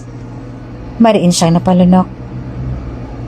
Pero hindi ko po talaga magagawa na magnakaw. I don't believe you. Mom, aren't you being too much? Saway ni Rain sa madrasta. I'm sure hindi si Fina ang nagnakaw sa kwentas niyo. Hindi niyo magagawang bagay na yon. Pinagtatanggol mo lang siya ngayon dahil hindi mo pa siya kilala. Hindi maaaring magkamali ang kutob ko. I'm sure na siyang nagnakaw sa kwentas ko. Pinalapit ni Doña Ami ang mga bodyguard nito na agad na lumapit sa kanya. Siya, kapkapan yung babae na yan at hanapin niyo sa mga gamit niyang kwentas ko. Sinubukan pa ni Ray na pigilan ng mga bodyguard ng madrasta nito na kinapkapan siya at hinahagod ang kanyang katawan, subalit pinigilan nito ng madrasta at ng ama nito. Maluha-luha na si Fina habang patuloy sa pagkapa ang mga bodyguard sa kanya. Hanggang sa may isa sa mga bodyguard na nagsalita. Madam Ami! Tumakbo ang bodyguard palapit sa kanila. Nahanap ko na po ang kwintas niyo. Sabay abot nito ng kwintas kay Doña Ami. Saan mo ito nahanap? Tanong ng Donya. Tumingin kay Fina ang bodyguard at binalik din agad ang tingin sa Donya bago mariing lumunok. Ang kwintas po na yan ay nahanap ko sa mga gamit ni Miss Fina. Napasingap ang lahat sa sinabi ng lalaki. Maging si Fina ay nagulat at pakiramdam niya ay nanghihina ang tuhod niya. Paano napunta ang kwintas na yun sa mga gamit niya? See? Wika ng Donya. Sinasabi ko na sa inyo, magnanakaw ang babaeng yan. Hindi, nagkakamali lang kayo. Tuluyan ang bumagsak ang luha sa kanyang mga mata. Hindi ko ninakaw ang kwintas. Kahit kailan ay hindi ko magagawa ang bagay na yan. Talagang itatanggi mo pang totoo kahit na huling-huli ka na ikaw na ngang nagnakaw sa kwintas ko. Pagalit na sabi ng Donya. Sabay dinuro siya at nangahamak na muli nagsalita. Alam mo, ang mga kagaya mo ay dapat na mabulok sa kulungan. Magnanakaw ka. Mas lalo pang dumami ang luha sa kanyang mga mata. Puno ng panghuhusga ang mata ng lahat ng mga taong naririto. Ang iba ay nagbubulungan at ang iba naman ay napapailing sa kanya dahil sa nangyari. Bakit ba pinagbibintangan niyo agad siya? Kahit pa wala naman talaga kayong katibayan na siyang nagnakaw sa kwentas niyo. Pagtatanggol naman sa kanya ni Rain. Pumunta rin ito sa tabi niya at nilagay ang kamay sa kanyang balikat para alalayan siya dahil alam nito na nawala na siya ng lakas dahil sa bintang sa kanya ng madrasta nito. Wala siyang kasalanan. And I'm sure na hindi magagawa ni Fina na magnakaw sa inyo, Mom. Kilala ko siya. Hindi niya magagawa ang bagay na yon. At bakit ba pinagtatanggol mo pa rin siya kahit na napatunayan naman na siya ngang nagnakaw sa kwintas ko? Nakikita mo ba ang suot niyang singsing na yan? Itinuro ng Donya ang suot niyang singsing. Mamahalin yan. Ang presyo ng singsing na yan ay lagpas pa sa 2 bilyon ang halaga. At ang isang hamak na katulad niya hindi makakabili ng singsing na may ganyang kalaking halaga. Kaya sigurado ako na maging ang singsing ay ninakaw niya rin mula sa dati niyang amo. Nagtatanong ang mga mata ng mga taong naroon. Ang iba ay nakatingin sa suot niyang singsing na hindi naman niya ninakaw kundi ay bigay lang yun sa kanya ng mga magulang niya. Mahalaga para kay Fina ang singsing kaya kahit saan siya pumunta ay gusto niyang lagi lang nitong nasa kanya. Ayon kasi sa kanyang ina ay binigay pa ito sa kanila noon ng mga magulang ng kanyang ama kaya pakiramdam ni Fina kapag malapit sa kanyang singsing ay para bang nasa malapit din sa kanya ang kanyang mga magulang. Ngunit aaminin ni Fina na wala siyang ideya sa halaga ng singsing niya dahil hindi naman mahalaga sa kanya kung magkano ang singsing at ang mas mahalaga sa kanya ay ang memories nito sa mga magulang niya. Magnanakaw ang babaeng yan, bintang pa sa kanya ni Doña Ami. Isa lamang siyang hindi hamak na dukha, kaya hindi niya afford ang ganyang singsing. Unless she's a member of a royal family, which is so impossible to happen. So I'm pretty sure siya rin ang nagnakaw sa kwentas ko. Gusto niyang itanggi ang bintang ito sa kanya. Gusto niyang linawin na hindi niya ninakaw ang kwentas nito, ngunit biglang sumagi sa isip niya na ang posibilidad kung sakaling patuloy niyang itatanggi na siyang nagnakaw, marami ang mga tao ang magtatangka sa buhay nila at hindi maaaring malaman ng mga tao na yon na buhay siya. Na nagawa niyang makaligtas sa plane crash at higit sa lahat ay hindi nila pwedeng malaman na may kapatid pa siya dahil alam niya na mas lalong malalagay sa panganib ang buhay ng kapatid niya at iyon ang pinakaayaw niyang mangyari. Hindi pwedeng malagay sa panganib ang kapatid niya. Si Sandria na lamang ang tanging meron siya. Kung mawawala pa sa kanya ang kapatid niya ay hindi niya alam kung ano pa ang gagawin niya. Kaya naman kahit na mahirap sa kanya ang gagawin niya na ito, ay dahan-dahan siyang lumuhod sa harapan ng Donya at inako ang kasalanan na hindi niya naman talaga ginawa. Tama po kayo. Ako pong nagnakaw sa kwentas niyo. Pag-amin ni Fina na nagpatigil sa lahat. Maging si Ray na hawak ang isang kamay niya habang siya'y nakaluhod ay hindi nakagalaw at dahan-dahan din na binitawan nito ang kanyang kamay. Maging ang singsing kong to'y ninakaw ko lang din. Ninakaw ko ito mula sa dati kong amo. Tumingala si Fina. Puno ng luha ang kanyang mga mata na sinalubong niya ng tingin si Doña Ami. Napatigil pa din sa bigla niyang pag-amin. Ninakaw ko po ang kwentas niyo dahil nagagandahan ako. Patawarin niyo po ako kung nagawa ko ang bagay na yan. Hiyang-hiya si Fina. At hindi niya magawa na tingnan si Ray na batid niya na disappoint sa kanya. Dahil matapos siya nitong ipagtanggol ay bigla niyang aaminin na siyang kumuha sa kwentas. Nakayuko lamang siya habang patuloy sa pagbuhos ng luha sa kanyang mga mata. Kahit pa noong pinadakip siya ni Doña Ami sa mga bodyguard nito at pinadala siya sa presinto para ikulong ay hindi niya tiningnan si Rain. Kahit isang beses na paglingon ay hindi niya ginawa. I'm sorry, Rain. I don't want to hurt and disappoint you pero hindi ko pwedeng ilagay sa panganib ang buhay namin ng kapatid ko. Si Sandria na lang ang meron ako. Kung talagang naniniwala ka na hindi ako nagnakaw sa kwentas ng mommy mo, sana'y gumawa ka ng paraan para mapatunayan yan. Iyon sana ang mga katagang gustong sabihin ni Fina. Ngunit wala siyang lakas para gawin kung kaya naman ang lahat ng yon ay nanatili na lang sa kanyang isip. Umaasa siya na sana ay marinig pa rin yon ni Rain kahit pa alam niya na imposibleng mangyari. Sa loob ng madilim na kulungan, mag-isa siyang nasa loob at walang tigil sa buhos ang kanyang luha. Mabilis siyang nakulong sa utos ni Doña Ami at hanggang ngayon ay hindi pa rin maalis sa isip niya ang lahat ng mga nangyari kanina. Hanggang ngayon ay ramdam na ramdam niya pa rin ang naniliit na tingin sa kanya ng mga tao. Habang nasa loob siya ng kulungan ay napakadaming katanungan ang sumasagi sa isip niya ngayon. Hindi niya na alam kung ano pang mangyayari sa kanya. Hindi niya alam kung makakalaya pa ba siya o kung makakasama pa niya ang kapatid niya. At mas lalo siyang dinudurog ng mga katanungan na yon sa isip niya. Mas lalo lang siyang nahihirapan. Mas lalo siyang nasasaktan. Hindi na rin alam ni Fina kung bakit kailangan na mangyari ang lahat ng ito sa kanya. Naging mabait naman siya at hindi siya naging masamang tao. Ngunit sa dami ng kamalasan na nangyayari sa buhay niya, ang pakiramdam niya ay sobrang dami ng mga maling nagawa niya para mangyari ang lahat ng ito sa kanya. Hindi naman nakatulog si Fina sa loob ng kulungan.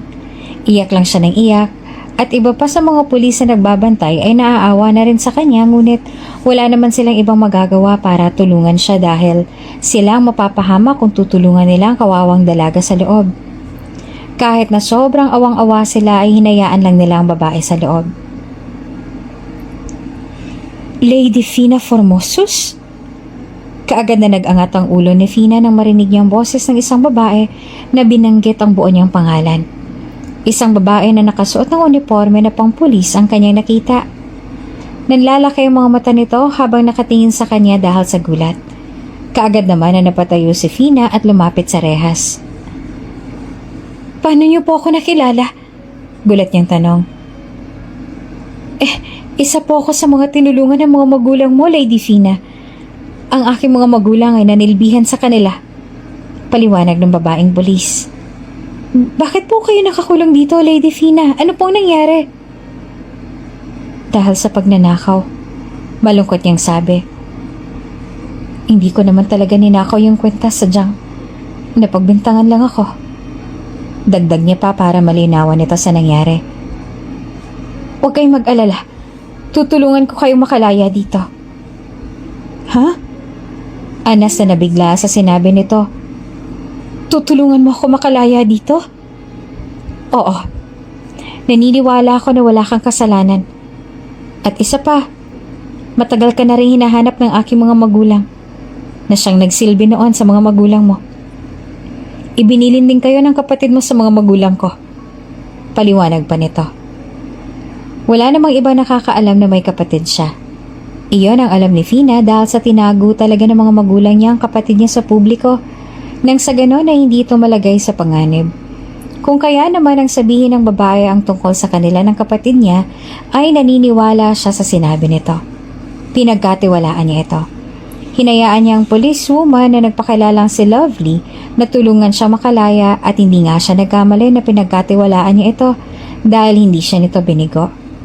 Mabilis itong nilinis ang pangalan niya at nakalaya siya. Dinala siya ni Lovely kung saan ang mga magulang nito na dati raw naninilbihan sa mga magulang niya at sobrang tuwang-tuwa ang mga ito na makita siya. "May sorpresa kami sa iyo, Fina," sabi sa kanya ng ina ni Lovely. May ngiti sa mga labi nito. "Ano ho yun?" Nagtataka niyang tanong. Maging ang ama ni Lovely ay nakangiti rin sa kanya. Sabay ang dalawa na lumingon sa kanilang likuran kung kaya'y napatingin din doon si Fina at agad na nagunahan sa pagtulo ang luha sa kanyang mga mata nang makita kung sino ang kasama ni Lovely na pumasok sa loob. "Mommy? Daddy?" Ang naisatinig niya at hindi siya makagalaw mula sa kanyang kinatatayuan. Ngumiti ang dalawa. Hindi pa rin siya makagalaw sa kanyang kinatatayuan kahit pa nung lumapit sa kanyang mga magulang niya at mahigpit siyang niyakap.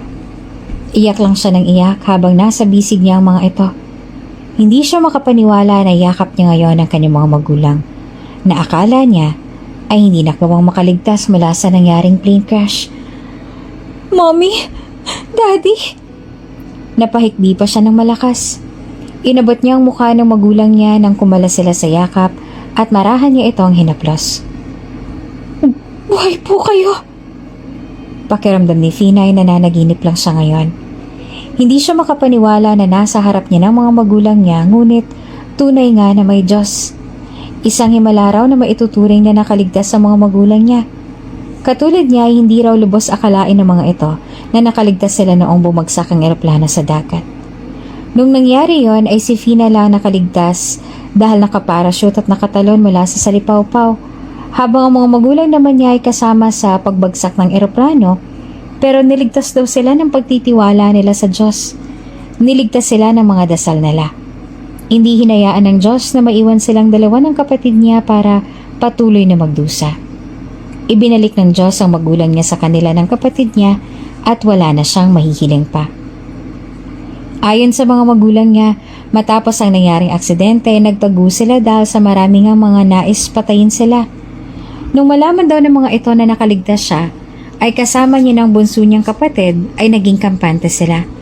Ngunit dahil nga sa nagtagurin si Fina mula sa mga taong gusto silang saktan at patayin, ay hindi agad siya natagpuan ng mga ito. Matagal na hinanap sila ng mga magulang niya at tila tadhana na mismo ang kumilos para sa kanila dahil si Lovely, ang pulis na nagbabantay sa selda kung saan siya nakakulong. Matapos niyang mahanap ang magulang niya ay kinuha na rin nilang bunso niyang kapatid mula sa mga taong nag-aruga sa kanilang dalawa at sobrang laki ng pasasalamat ng mga magulang niya sa mag-asawa na siyang nag-aruga sa kanila ng kapatid niya at nangako ang mga ito na pag nakabalik na sila sa dati nilang buhay ay sasama na nila ang mag-asawa nang sa ganon ay hindi na nila kailangang magtrabaho pa sa bukid. At noong sa wakas ay buo na ulit silang pamilya ay nakasiguro ng mga magulang niya na hindi na sila masasaktan ng sino man ay saka kumilos ang magulang niya para mapanagot kung sino man ang nagnanais na saktan sila. Pinapangako namin sa inyo ng kapatid mo na kahit kailan, hindi na ulit tayo maghihiwalay at poprotektahan namin kayo sa abot ng aming makakaya. Yun ang pangako ng ama sa kanilang pamilya matapos unti-unting maresolba ang mga problema nila. Pinapangako ko rin po na kahit anong mangyari, ay mananatili kami sa tabi ninyo at magiging malakas ako para matulungan ko kayo na maprotektahan ang ating pamilya. Iyon din ang ipinangako ni Fina sa magulang at kapatid niya. Mahal na mahal ko po kayo. Kahit anong mangyari, nandito lang ako para sa inyo. Sabi naman ng ina, bago sila nagyakapan bilang isang pamilya. Bagaman masaya si Fina lalo na nung mapanagot na ang magulang niya kung sino ang nasa likod sa pagtatangka sa mga buhay nila, ay hindi niya rin maiwasan ng hindi makaramdam ng lungkot dahil hindi maalis-alis sa isip niya si Rain. 2 buwan na ang lumipas mula noon at hanggang ngayon ay wala siyang balita tungkol kay Rain. Sa loob ng 2 buwan noon ay hindi maalis sa isip niya si Rain. Gabi-gabi ay palagi niya itong naiisip na minsan ay nagtatanong na rin sa kanya kung iniisip din kaya siya nito. May problema ba, anak? Tanong sa kanya ng kanyang ina na makita siya ng magulang niya na tila malalim ang iniisip habang nasa veranda at nakatanaw sa malayo. Ngumiti at iling na lang si Fina sa kanyang magulang. Wala po. Lumapit ang mga ito sa kanya at hinaplos ang kanyang likod. Nagsalita ang kanyang ina sa mababang boses. Anak, kung may problema ka, sabihin mo lang sa amin ng ama mo at pinapangako ko na tutulungan ka namin. Binalik niya ang tingin sa malayo. Nag-aalangan pa siya nung magtanong siya. Kasi po may isang taong hindi maalis-alis sa isip ko. Araw-araw ko siyang iniisip pero hindi po ako sigurado kung iniisip niya rin po ako. Sino ang taong to? Ang anak ba ng mga Valdemar? Gulat siya nang patingin sa kanyang ama dahil sa tanong nito. Paano niyo po nalaman, Dad? Gusto namin na makilala ang lahat ng mga taong tumulong sa inyo ng kapatid mo nung hindi pa namin kayo nakakasama at nalaman namin ang tungkol sa inyo ni Rain. Sila Rita. Sila mismo ang nagsabi sa amin nung pumunta noon sa bahay nila Genova para makita ka. Kung kaya base sa sinasabi mo ngayon, ay siya agad ang una kong naisip. Paliwanag naman ng kanyang ama. Marahan naman siyang tumango. Siya nga po, Dad. Kung gano'n ay, umiibig ka ba sa kanya? Nagbaba siya ng tingin sa kanyang palad. Kingagat niya rin ang ibaba niyang labi at saka marahan siyang tumango. Opo. Ngunit hindi ka maaaring umibig sa kanya, Fina. Wika ng kanyang ina kaya nag-angat siya ng tingin dito. Hindi dahil sa ayaw namin sa kanya pero dahil hindi na siya malaya para ibigin mo. Po, ikakalsal na si Rain Valdemar sa susunod na linggo. Ikakasal na siya sa pamangkin mismo ng stepmother niya. Nalaman ko ito nung pinahanap namin ng ama mo ang mga tao na tumulong sa inyo ng kapatid mo. 2 araw mula nung pinakulong ka ng stepmother niya ay ang engagement party naman ng dalawa. Sinabi sa kanya ng ina na naging kaibigan ng pamilya nila ang mga Valdemar at ang mansyon na tinitirhan ng mga ito ay ang mansyon na ang lolo at lola niya mismo ang nagbigay sa ama ni Don Lucien bilang regalo noong kaarawan nito. Subalit nang mamatay ang lolo at lola niya, ay hindi rin naging malapit ang magulang niya sa mga Valdemar. Masyado ring pribado ang buhay ng mga magulang niya na maging sina Don Lucien ay hindi siya kilala dahil sa maging siya ay tinago rin ng mga magulang niya noon sa publiko. At ang higit pang mas masakit sa ibinunyag ng kanyang ina ay ang sinabi nito na ikakasal na si Rain sa pamangkin mismo ng stepmother nito. Ang buong akala ni Fina ay hinahanap rin siya ni Rain. Aaminin niya na umasa siya na baka iniisip din siya nito, pero nagkamali lang pala siya ng akala. Baliwala lang pala siya para kay Rain at nakahanap na agad ito ng babaeng pakakasalan. Ang nangyari sa kanila ay baliwala lang para dito. I'm sorry, anak ko. Pakiusap ni Fina sa kanyang tiyan. Sa magiging anak nila ni Rain. Ikakasal na ang daddy mo. Hindi niya malalaman ang tungkol sa'yo. I'm sorry kung lalaki ka na walang ama. Patawarin mo si mommy. 2 buwan na siyang buntis. 2 weeks ago lang mula nang malaman niya na siya ay nagdadalang tao at ngayon nga na maayos na ulit ang lahat ay plano sana ni Fina na balikan si Rain para sabihin dito ang tungkol sa pagdadalang tao niya. Excited pa naman sana siya na ipagtapat kay Rain ang tungkol sa pagbubuntis niya dahil sa isip niya ay magiging masaya rin ito katulad niya. Ngunit nawasak ang pag-asa at pangarap niyang yon nang malaman niya na ikakasal na pala si Rain. Kahit wala ang ama ng anak mo, pangako namin sa'yo ng mommy mo na bibigyan natin ng maayos na buhay ang magiging apo namin. Hindi niya kailangan ng ama dahil magiging maayos siya na tayo lang. Lahat ng mga kailangan niya ibibigay natin sa kanya. Pangako sa kanya ng kanyang ama at saka inabot ang kanyang muka at pinunasan ng luha. Kaya huwag ka nang umiyak, ha? Nandito lang kami ng mommy mo para sa'yo. Kahit ano pang mangyari. Niyakap niya ng sobrang higpit ang magulang habang paulit-ulit siya nagpapasalamat sa kanila.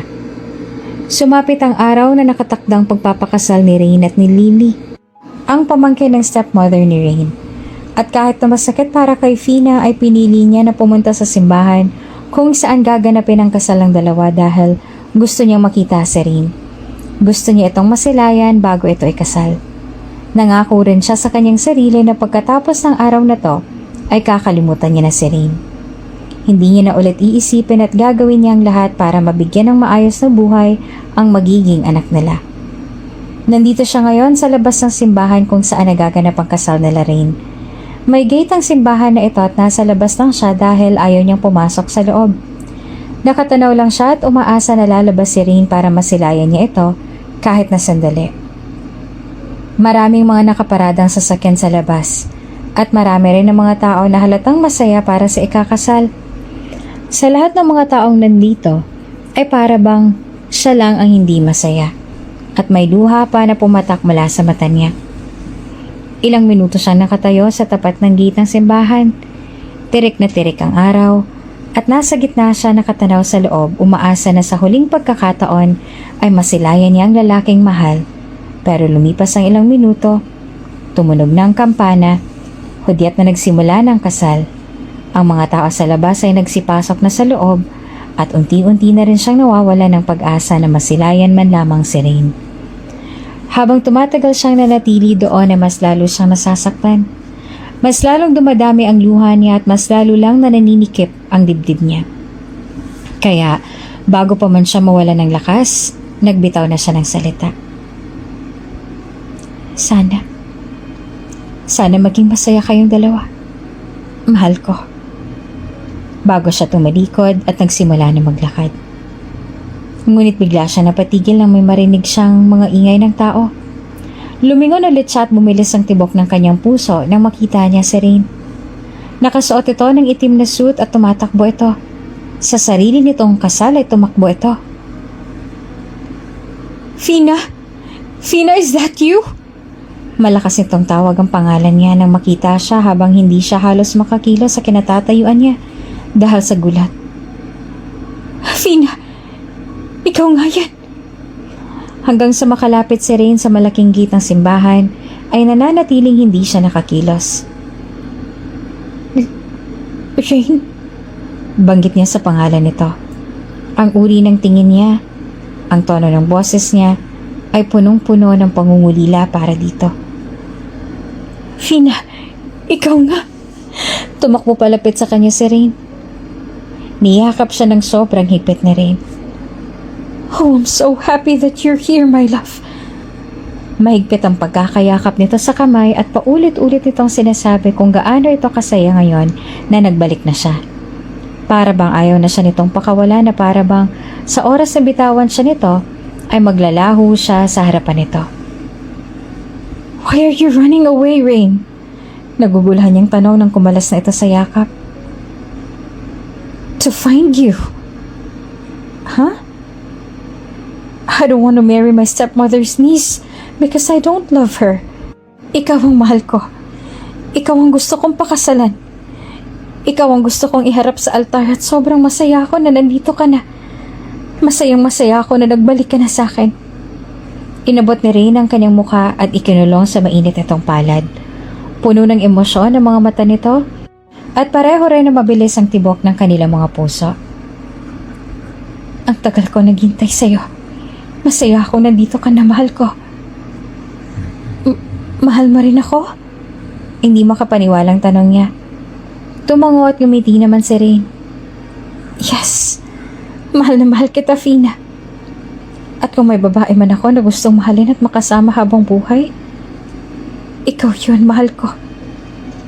Mas lalo pang dumami ang luha sa kanyang mga mata. Pero this time, dahil yun sa masaya siya. Mahal din kita, Rain. Pareho silang walang pakialam kung ang babae na dapat pakasalan ni Rain ay nakatingin sa kanila. Dahil sa harap mismo ng malaking gate ng simbahan ay naglapat ang kanilang mga labi. At ang lahat ng taong nakakita sa ginawa nila ay napasinghap. Ngunit wala nang nagawa dahil nasaksihan din ng lahat ang tunay nilang pagmamahalang dalawa para sa isa't isa. Hindi na nila napigil ang dalawang pusong nagmamahalan at sa huli ay ang pag-ibig nila sa isa't isang nanaig.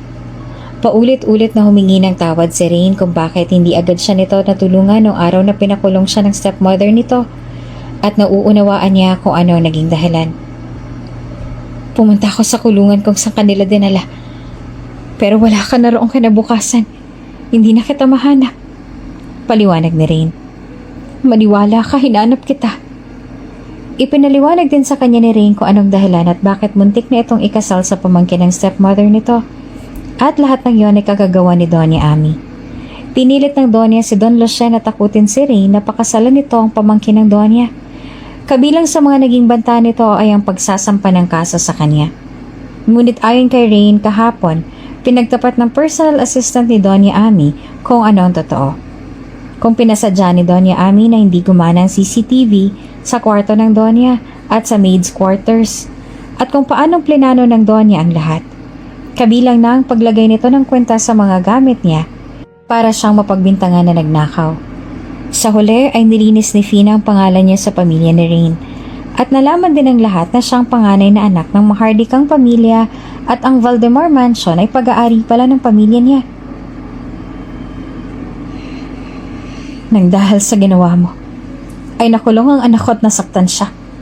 Hindi ako papayag na hindi mapanagot ang sino man na nanakit sa aming prinsesa. Seryoso na saad ng kanyang ama kay Doña Ami. Kaya, maiintindihan nito ninyo kung bakit hindi madadaan sa sorry ang lahat ng naging kasalanan niyo sa prinsesa. Hindi naman napigilan ng kanyang ama at nagsampa na rin ito ng kaso para kay Doña Ami na naiintindihan naman ni Rain at ng ama nito kaya hindi yun naging hadlang sa pagmamahalan nilang dalawa. Maliban sa nung araw na muli silang nagkita, matapos ang ilang buwan na pagkakahiwalay, ang reaksyon ni Rain nung sabihin nito na magkakaanak na sila ang pinaka hindi makakalimutan ni Fina dahil sa sobrang saya nito at ilang beses pa napatalon at sigaw ng malakas ng dahil sa tuwa. Matapos ang lahat ng yon ay wala nang kahit anong naging hadlang sa pagmamahalan nilang dalawa ni Rain. Maging ang mga nagbabanta sa buhay nila ay nawala na rin dahil sa pagkilos ng kanyang mga magulang para maprotektahan sila. Lahat ay masaya para sa kanila. At ilang buwan na lang mula nun ay kinasalan silang dalawa. I love you so much, my wife. Malambing na sabi sa kanya ni Rain habang ang braso nito ay nakapulupot sa bewang niya. Mahal na mahal ko kayo na magiging anak natin. mahal na mahal ko rin kayo. Sagot niya bago tumingkayad at ginawaran ng mabilis na halik sa labi ang asawa. Marami man na naging balakid sa pagmamahalan nilang dalawa, sa huli ay ang pag-ibig pa rin nila ang nagwagi dahil ang dalawang nakatadhana para sa isa't isa. Ilang beses man paghiwalayin ng mga suliranin, patuloy na mahahanap ang daan, pabalik sa isa't isa.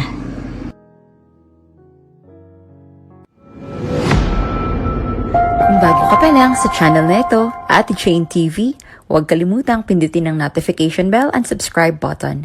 Sana po hindi naman malaking abala sa inyo ang pagpindot ng subscribe button dahil ang kapalit po nito ay ang pagsuporta para makapag-produce ng mga libreng stories sa mga channels ni Ate Jane. Maraming salamat! Ikaw bang nagnakaw sa kwentas ko? Diretsa ang tanong